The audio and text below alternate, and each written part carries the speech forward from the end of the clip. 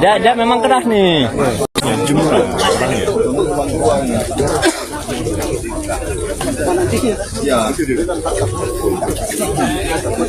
Alah, sekampung mana? Ini rame nih. Cuma kita lihat nanti ada nyali nggak orang-orang nih. Nih. Betul deh. Jadi adiknya udah naik, nggak mau ikut naik. Nah, dia memang keras nih. Dia keras nih. Dia preman keras dia memang kalau dia ini. Kurang dari 24 jam, dua pelaku penganiayaan berat di Aceh Tamiang berhasil ditangkap. Biabdul, tanggal 5 April tahun 2025.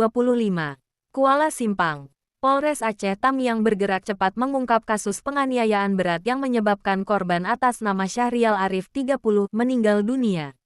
Penganiayaan berat itu terjadi di Desa Alur Manis, Kecamatan Rantau, Kabupaten Aceh Tamiang, pada Kamis, tanggal 3 April tahun 2025, pukul 23 waktu Indonesia Barat. Kurang dari 24 jam setelah kejadian, dua pelaku berinisial EFP 30 dan RHP 25 berhasil ditangkap. Kapolres Aceh Tamiang, AKBP Mulyadi, membenarkan bahwa pihaknya, yang dibantu oleh masyarakat, telah berhasil menangkap kedua pelaku penganiayaan berat yang menyebabkan korban meninggal dunia. Keduanya ditangkap tidak jauh dari tempat kejadian pada Jumat, tanggal 4 April tahun 2025, pukul 17.50 waktu Indonesia Barat. Tim Opsnal kami bergerak cepat mengungkap kasus penganiayaan berat tersebut. Hasilnya, para pelaku yang sempat bersembunyi di rawa-rawa, tidak jauh dari TKP, berhasil diamankan kurang dari 24 jam, kata Mulyadi dalam keterangannya. Sabtu, tanggal 5 April tahun 2025.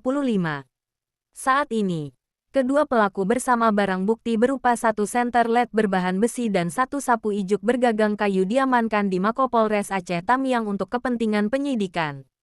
Mulyadi menjelaskan, penganiayaan itu bermula saat korban keluar rumah untuk membeli rokok dan berpapasan dengan para pelaku. Antara pelaku dan korban sempat terjadi cekcok mulut sebelum penganiayaan terjadi, kata Mulyadi. Seorang saksi mendengar suara hantaman keras ke dinding rumahnya. Saat keluar, saksi melihat korban sudah tergeletak, sementara para pelaku telah melarikan diri. Antara pelaku dan korban sempat cekcok mulut sebelum terjadi penganiayaan. Seorang saksi mendengar suara hantaman keras. Saat keluar rumah, saksi melihat korban sudah tergeletak, sehingga meminta bantuan masyarakat untuk membawanya ke rumah sakit.